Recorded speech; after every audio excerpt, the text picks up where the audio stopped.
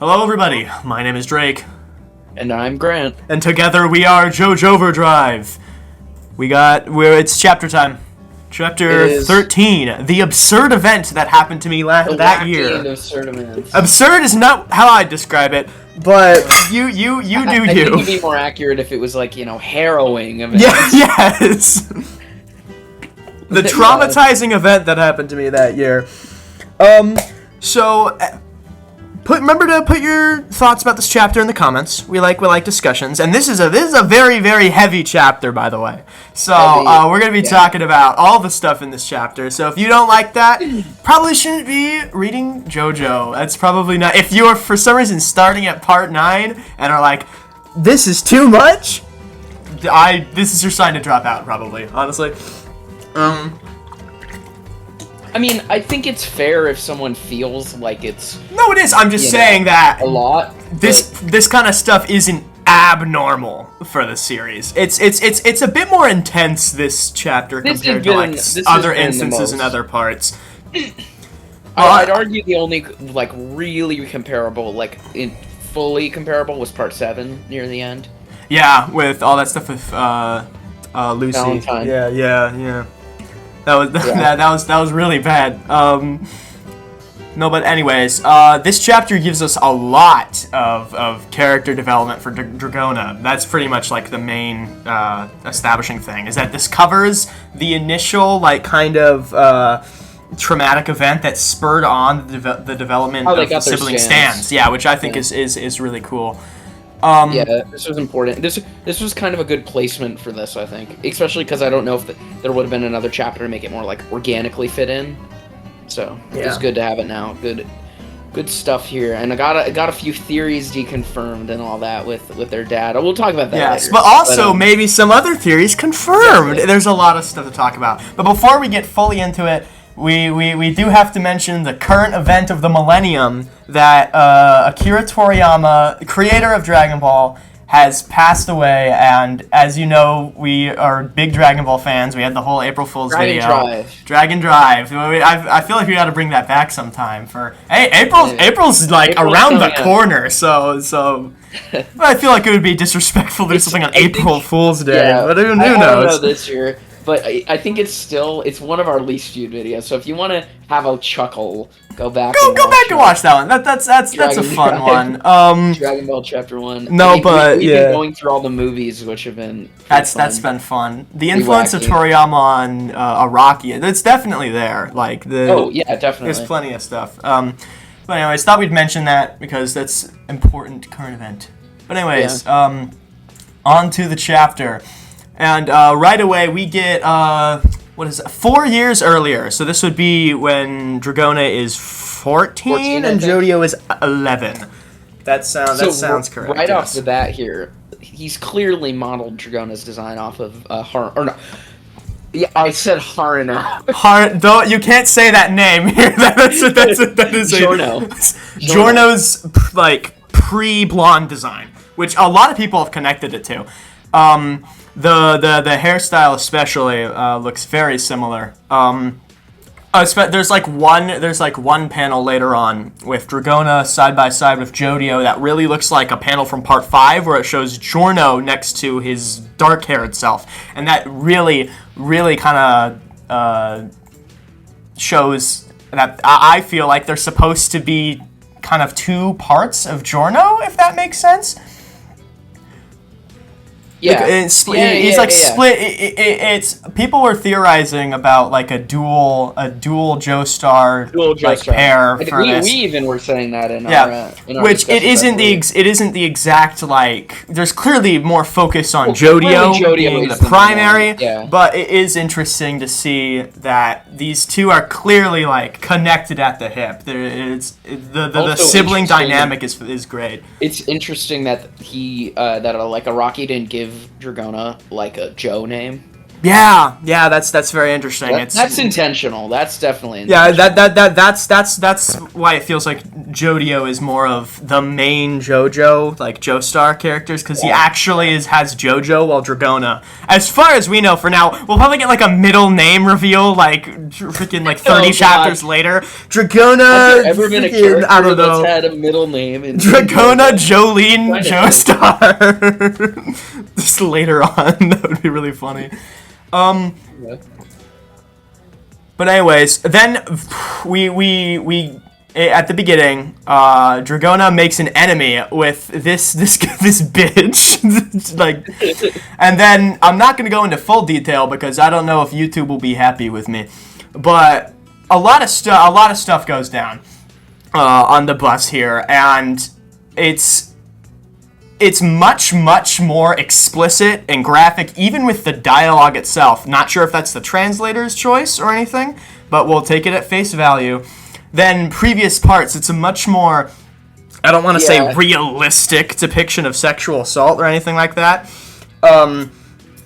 because it's fiction and it doesn't actually happen. And of course, you know, she will immediately get November rained, but it is it's much more immediately traumatic than, say, like, Runaway Girl in Part 3 getting perved on by, like, the freaking orangutan. That this feels like it's much more involved with Dragona's character and, like, insecurities, rather than something like that, which honestly might just be seen as some sort of, like, weird, like, scene just for, I don't want to say fan service because it's a child in Part 3, but at the same time, it's kind of, even that seems bad. It seems pretty bad. It's that part's kind of a rough spot on Araki's kind of writing. Like, depictions of stuff here. Yeah, you talk first. Yeah. I think I'm a little more negative on Araki because I'm like, I feel like there's other ways to portray stuff, and I'm not saying like he hasn't done this before and all that, but I'm like, it's like you can portray like a protagonist having issues or whatever without always going to sexual assault. Like Chapter 1, same thing happens to Dragona. You know That's what true. I mean? That is true. Yeah. And it's like, it makes me go like, Araki, what are you trying to like say here about like these kind of characters? And there already is all of the gender controversy with the Dragona character. So this is even further like reinforcing that controversy. He hasn't even been explicit about it either, which has been like, pick a lane. I don't know if it's some weird thing where like I don't want to like try and read into this too much, where it's like Araki's being censored. I don't want to immediately say that like, oh, the publisher is doing that. I don't think so. I think we've already kind of pushed past that like line there at this point. But Araki is just kind of not being 100% clear on the gender identity and whatnot and stuff like that. So it just becomes kind of like, reading this chapter, I'm like, oh, okay, he's doing this storyline and he's gonna build up to that, right? But it doesn't seem like doesn't, and it's like, so I assume what he's gonna do now is Dragona's just gonna become a very more like confident character, I assume. Yeah, it seems even in the story we've seen up to this point, it seems like after the end of this, I don't want to jump around too much, but I say that every single review, but later on we get like a page where Dragona is like having a heart-to-heart with Jodio and saying like that what's the line of dialogue? I don't think I'd realized it myself, but my heart was on the verge of dying. If my soul had collapsed, then I don't think it would have ever gone back to normal. It feels like after that point, it feels like that was like the shift in Dragona's character from like what we're seeing now. Yeah, because clearly now Dragona is very much more comfortable than like past. Yeah, with like with just the design overall of the clothes and everything. I couldn't even recognize them. Yeah, completely different. And like clearly, yes. And that makes the first the stuff in the first chapter even worse, because that must have been really traumatic. Jesus Christ. That's where I'm like, it would have made more sense, and this would have been more justified, I think, if he didn't have that bit in the first chapter. Yeah, because then it would have been like, or if Dragona had really fought back more in that first. I think you could have maybe put the stuff with the police officer after, so it would have been a more clear like, oh, this is supposed to be like a parallel to this previous incident, instead of it just feeling like kind of forced, I guess. Well, because now we're at the point in chapters where he's writing chapters that didn't exist. Like, he wasn't writing this chapter when Chapter 1 was coming out, you know what I mean? Yeah, absolutely. So he's like, it's after that now. Yeah, you could argue that he had it planned out for the next few chapters in advance, but I think we're well beyond that point at this point. I know for a fact he has an overall like structure. I think that's the. I don't know for a fact, but he definitely has a theme and a structure. He probably planned out all of it, the major battles, major points. I think it's more coloring in between the lines where week by week he goes. If we are to take his word at face value, he said that he planned out 7, 8, and 9 at the same time, which we have absolutely nothing that can deconfirm that. It just seems a bit unrealistic now that it's been well over a decade since then. No, I mean, and obviously this part has already referenced stuff that was happening with COVID and all that. Like, so I think he had part 7 fully planned out. I think he had the part 8 and 9 like log line, like he had the curses stuff for part 8 and part 9 like the filthy rich stuff. Yeah, and I think he knew that he wanted what's it called, part 7 to kind of be the reboot of 1, 2, and 3. Yeah, and then you have 4 for part 8, and then you have 5 for part 9. Yeah. Honestly, even with as we're mentioning, like the theme overall, it seems to be this general idea of, I have to say, it's calamity. In this chapter, we have this idea. Jojo is fixated on the word absurd. He even brings it back later once Usagi mentions it like randomly. He claims this event as like it was completely random. It's everything that we learned about in part 8 with Calamity. Bad things happen to good people, even if they didn't do anything to deserve it and whatnot. And what mainly kind of spurs this on is once Jojo finds out this is happening, his stand like awakens or whatever, and we get the cool effect of the weighing down on the eye, which is great. Wait, can I just mention something? Yeah. Real quick. For a funnier side, yes, Jojo's design was so good. Chibi Jojo is so funny. And it's really this is one of the first times in a while where I feel like the characters look like their ages. Like this looks like an 11-year-old. Okay, so I just saw End of Ava in theaters and all that, so I got reminded of all this news. Jojo looks like there's this one scene in End of Ava where it's in Shinji's like brain or whatever, and it's like they're making sandcastles. Like he's making sandcastles. Oh, it's with 2 other kids. Oh, it's like and baby the kids Shinji look like dolls. Oh yeah. Oh, that's right. I remember that part. Oh my god, dolls. I completely forgot about that part. I completely had forgot about that until I just rewatched it. That is such a weird part. It was so creepy, and I immediately when I saw this was like, oh my god, it's just like that part with the creepy little doll children. Yeah, there's a lot of funny Jojo panels in here with him looking kind of like threatening. I'll never get over having the name on his clothing too. Yes, Joe. no, it's not so just funny. That. I think Dragona has a Joe too, which further just there's I think they have a side by side where it's Joe and Joe. Yeah, there's one panel it has JoJo. No. If you look Dragona's belt, it has the Joe. Oh yeah, it's Jolene's belt. It's Jolene. It's the Jolene Joe, which is a fun reference, and I kind of wish Jojo just had this Joe on him, like for his I almost said adult design. He is 50. No, his present design. I'm going off of Dragon Ball rules. Adult Gohan is like 16. Yeah. No, but yeah, I like the Joe. The Joe's a fun little thing. But the inciting like kind of calamity of this chapter is the fact that Jojo like burns 30 people, not to death, but severely injures all of them. How Rocky's like, don't worry, no one died. No, it's like, don't worry, they just all have severe third-degree burns. It's fine. Well, it's of course not supposed to be fine. It's supposed to be a violent occurrence. But I've seen people mentioning it, and I'm kind of like hopping on the train too. This is a reference to part 1 with Danny, right? Yes, I'm yes. Sure. I thank you for mentioning that. There's another Dio reference in this later. We'll get to it very soon. Yeah.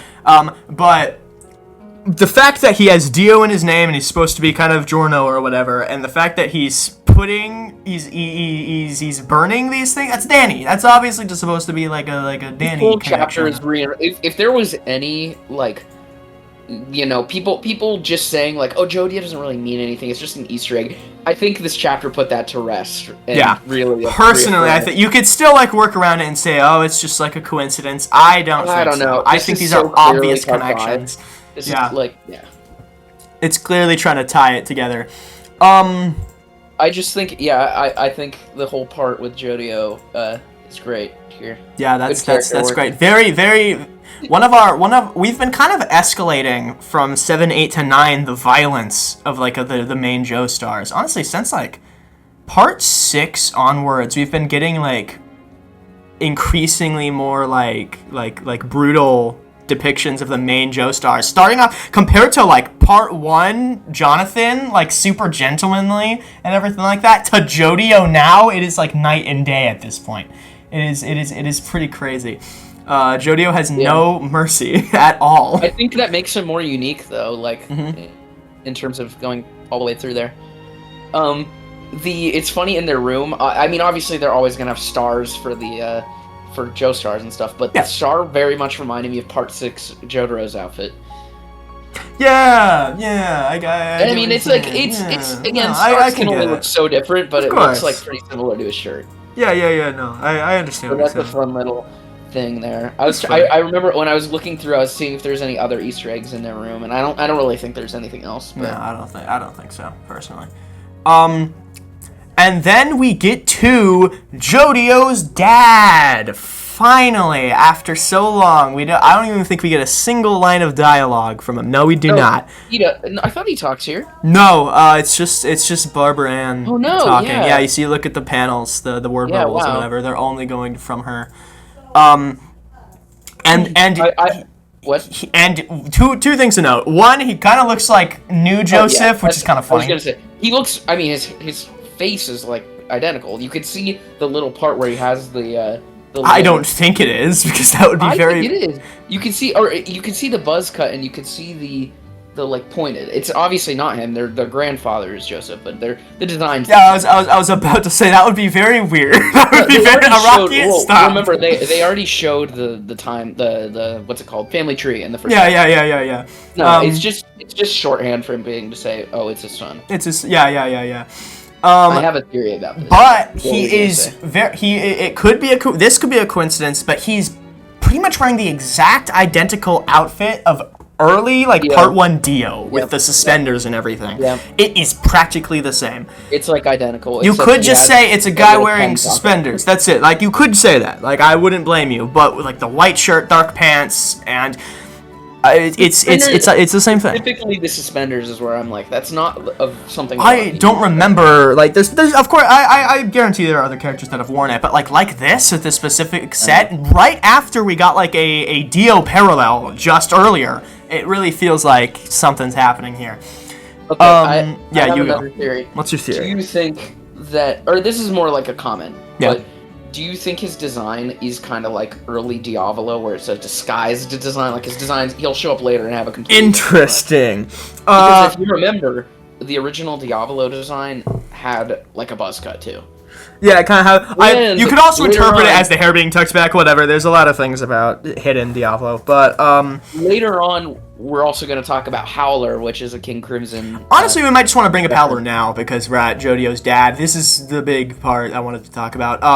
Later on, Charming Man mentions a group called Howler that is protecting the lava rock. Whenever Charming Man would try to approach them, it would defend it. Howler is great. It's like Shocker. Yeah. And for all the Kamen Rider enthusiasts out there. But anyways, Charming Man mentions that whenever he would try and like investigate them, something would get in the way, which is clearly some sort of lava rock love trainee kind of effect happening there. And that seems to be how the story's going to continue. They're going to go back to the island and they're going to investigate Howler. But most importantly, Howler appears to be a King Crimson reference, which is really interesting because you can't. This is our second one of the part too. You can't just have a part 5 parallel evil group have a King Crimson connection right after mentioning the Mafia. That's the biggest one to me. That is the biggest this is like the Neo part 5. This feels like totally. This one has been so heavily connected to part 5 so far. Like this early on more than any of the other parts. The only different part 8 had the Morio connection, but Morio was completely different. Yeah, it was just literally the location was named the same and they were in Japan, and that was pretty much a small-ish town. The only big connection was that Kira's whole character was based on the hinged on that, preconceptions that the audience would have with the regular Kira. But this entire part so far has felt very this has felt the most meta like JoJo's ever got, with Rohan in there. Everything, like, by far, like, I love it, but it's great. But anyways, so we have had, if you're new to the JoJo Drive channel, welcome. Hi. Thanks for sticking around this far in the video. And also we've had a theory, which has been pretty much just a shot in the dark at this point. I posited it like 4 chapters ago. Literally, this was a while ago. That we hadn't seen Jojo and Dragona's dad yet at all in the part until now, and even then we barely get anything. And this is barely anything. And this doesn't really just deconfirm anything. Actually, our theory is that their father was connected to Dio somehow. Don't know, and that the father would be like named Giorno. That was like our fun like little idea, and that he would be the head of the mafia, which we now know is probably Howler, which I think seeing we're going somewhere. Like seeing that a group was name dropped, I'm like, I don't know if I believe some of the other stuff, and obviously we didn't get a name for their dad either, by the way. No. And the minute we saw that a group got name dropped, I'm like, it's coming together, man. And him getting fired from he said he gets fired from an insurance company. So clearly, to me, that tells me that he was probably like at least a semi-normal dude for a while. And so maybe he's not the head, unless there's like a whole fake backstory like no one knows about. Yeah. Here with the insurance company. What I think is the most fun. What I think is the most fun is that he gets fired from he gets fired or whatever, and he leaves because of Jojo burning the bus or whatever. It was like a direct connection, which further ties into the whole calamity and like butterfly effect thing. At first I was like, really, Iraqi? That's like pretty lazy writing. And then I went, no, because that's playing into the whole fate stuff. It's playing into. I liked it a lot. No. I like once that clicked, I'm like, okay, that's cool. But my first thing was like, that's stupid. And then we have Meryl May Q or whatever. Let me just mention before that. You do your thing. Smooth Operator's first usage and all that was pretty cool. Like getting to see it with the spoon and all that. I thought both of the reveals of their stands were good. Yeah, after we learned that Smooth Operators can transfer like wounds and stuff into like empty space on other stuff, that like made my respect for the stand go up like a ton. Like I think Smooth Operators is way cooler than I initially. I think like 2 chapters ago we were kind of shitting on I was like, oh, it's so boring and lame. And now I'm like, yeah, it's cool. Look at that. I think it's and I think when you go, with all of the other stuff with it, I think it's cooler now. For sure. I think both Dragona and Jojo's characters have been pretty heavily like elevated because of this. I've always liked them before, but this has been a really cool. Jojo was already like pretty good for me because you had more backstory because you had all the stuff. But we didn't have that much on Dragona, but now we have it. It's cool to see that development or whatever. And then we have Meryl May Q, who is indoctrinating children into her pseudo-mafia. Which, again, part 5 parallel with Giorno getting into the mafia. Yeah, because it's identical. It's like Meryl May Q there's no a better way to say this. She's very large. She's a very large woman. Oh my god, like Popo. She's Popo. That's what I'm saying. She's Popo. It's that's really fun. I've always found that really fun. I mean, it's crazy how much it connects here. That does bring up another thing. Do you think that Araki is in a King Crimson mood, or do you think that Usagi having a stand name with a King Crimson reference means anything? Do you think he's caring, or is he just listening to his albums? Honestly, I don't know what will happen with Usagi. Like later on, he seems like a pretty like.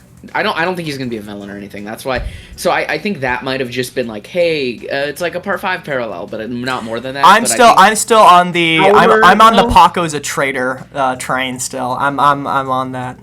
I could see that, but I think he kind of he was in the Charming Man fight. He was kind of like pretty good during that. So I don't know. Yeah, but still, the Charming Man was like pretty ominous after that fight. I don't remember the exact like dialogue, but he was acting pretty serious about how the team would break up or something like that. That's what he was saying. Yeah. Araki, do not drop the plot point, please, for the love of God, please. No, I heard. Okay, this is not coming from me. This is something I saw on like Twitter or something. Speaking of Twitter, we have a Twitter. We should mention it more. Go look at it. We're advertising it before the last 2 minutes. Great, fantastic. Go Twitter. It's in the description. Wow, you'll find lots of cool stuff there, like us saying that we'll be late.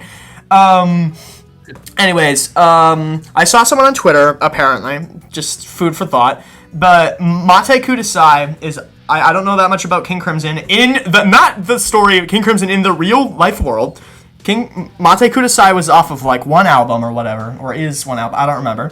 And then the Howler, the song or whatever, was off of a sequel to that, but apparently this album set is part of like a trilogy, I hear, apparently. Okay. I could be wrong.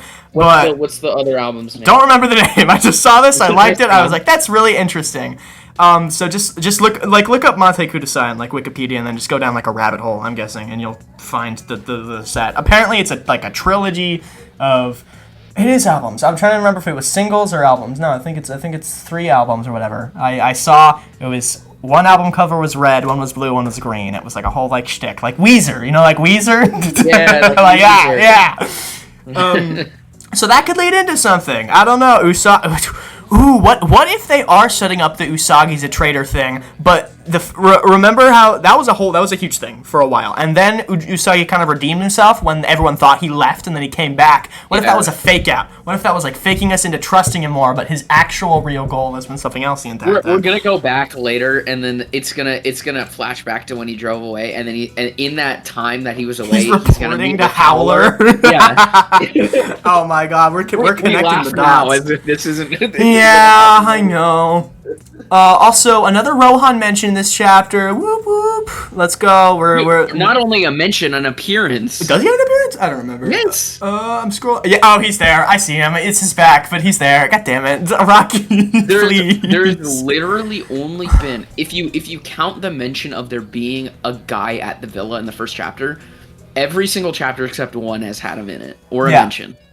It's hilarious. It's insane. It's so funny. Yeah. I think at one point in time I would have disliked the Rohan favoritism, but I think at this point it's so utterly ridiculous. It's endearing. I think at this point that he wants to put him in every single chapter. I'm like, great. You know what? To the end, I want chapter 100 to have Rohan still in it, and he's not even relevant to the story anymore. Every chapter, someone needs to just say, it's just like when Rohan was scattering the bills. Looking at the lava rocks. I will say, now that it looks like they're going back to the island, do you think Rohan might show up again, like in physical form? Because that's where he was. Did they say that he was only going to be there for a specific amount of time, or did he say he was there like permanently, like semi? I don't think he was there permanently because he. I think not it was permanently, but like semi-permanently. Like I'm here until I can figure out. Again, I could just be like freaking saying nothing at this point, but I think he's there for a while. I don't think it was like they had a small window. I think it was like set there for a while, or did they? My gut feeling says Rohan's there for a while or whatever because he wanted to investigate the rocks. If he says he's still there or whatever, like then I think because he gave them the lava rocks, so because that's what makes me be like he gave them it, but he was pretty cornered. He was, remember, with Jojo and everything, he was kind of cornered at that point. Yeah, so, he could show up again. I could see that. At this point, Rohan could have possibly found out about Howler's involvement and might have wanted to pass it off to someone else, kind of like Milagro Man back in part 8, how he wanted to get rid of it or whatever. That's the most fascinating connection to me, is that the main like inciting thing about this part is literally just Milagro Man, basically.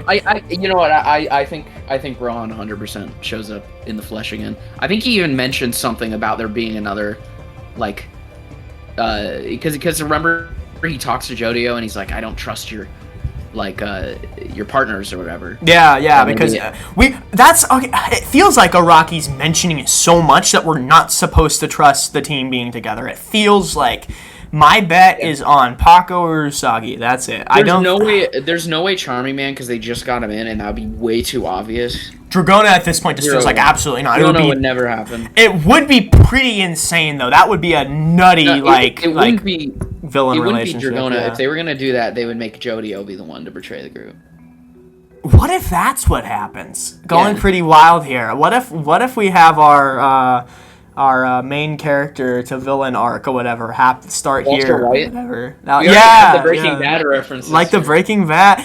He very clearly watched Breaking Bad. Okay, that would be a fun thing to do. That's not an impossibility. Call me Heisenberg, Dragona. I'm trying. It's too long. Call me Dio. Call It's me cleaner. Okay, that would kind of go hard though. I'm not even gonna lie. He drops the Joe out of the name, and then he's Dio, and then Dragona would do something and be JoJo. That would be kind of insane. Fire writing gif. Anyone that's still here in this video, this kind of is how these all ends up. This is how it ends. So this is how it is. I mean, this chapter's set up so much here. Yeah. Also, I think we can finally put to bed because we were theorizing. I think the Araki saying that the villain was insurmountable. I think that's just dropped.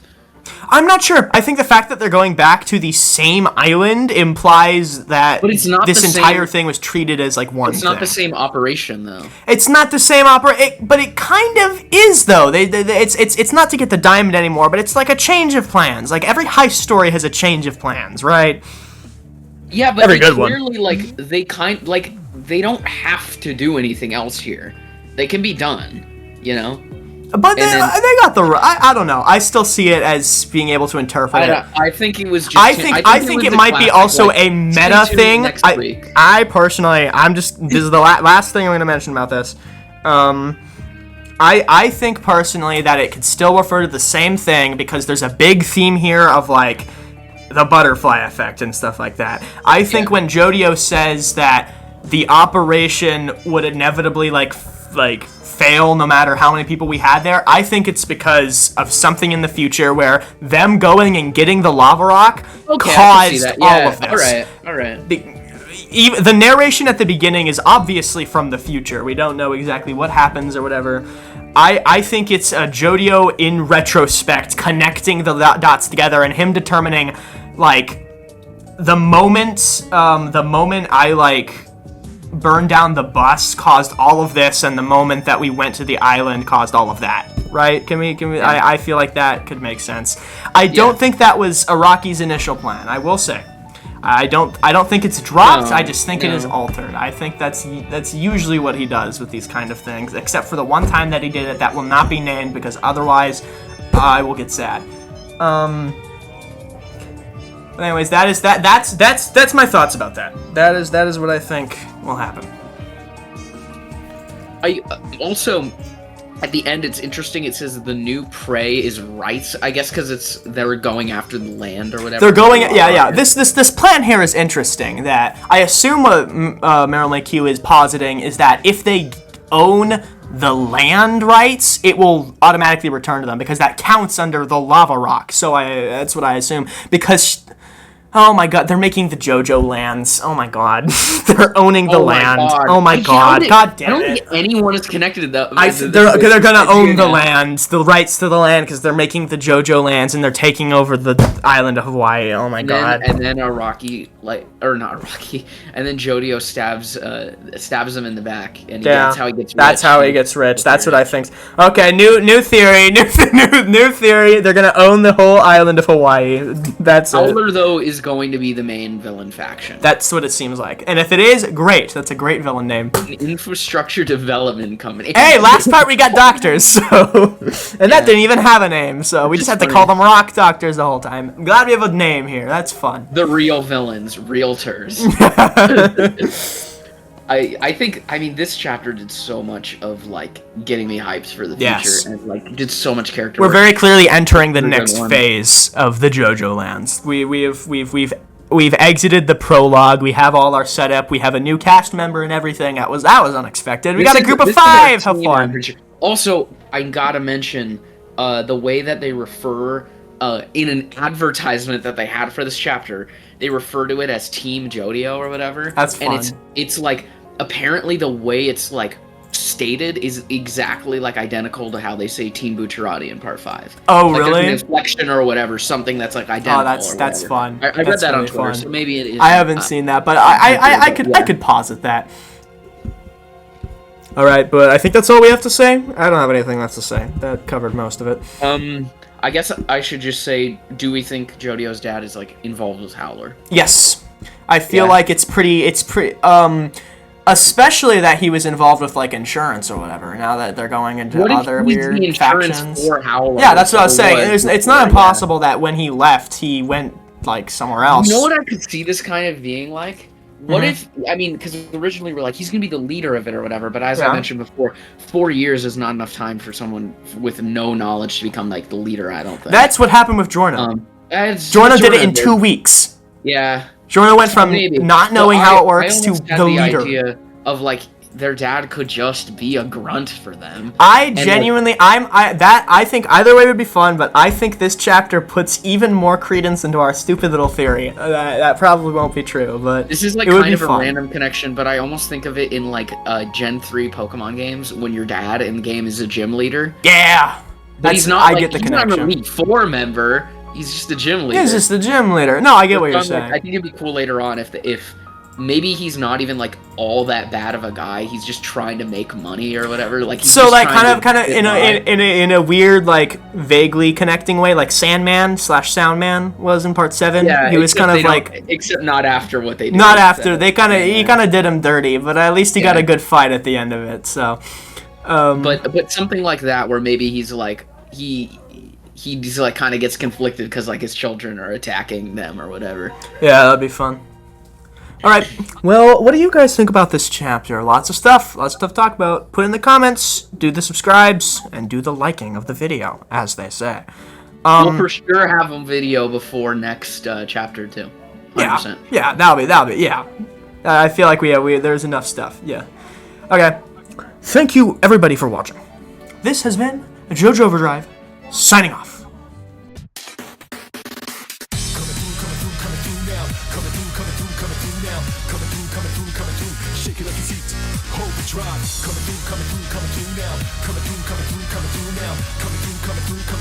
Watch where you're going, hold and drive. Let the downside up to top notch, whatever haters do.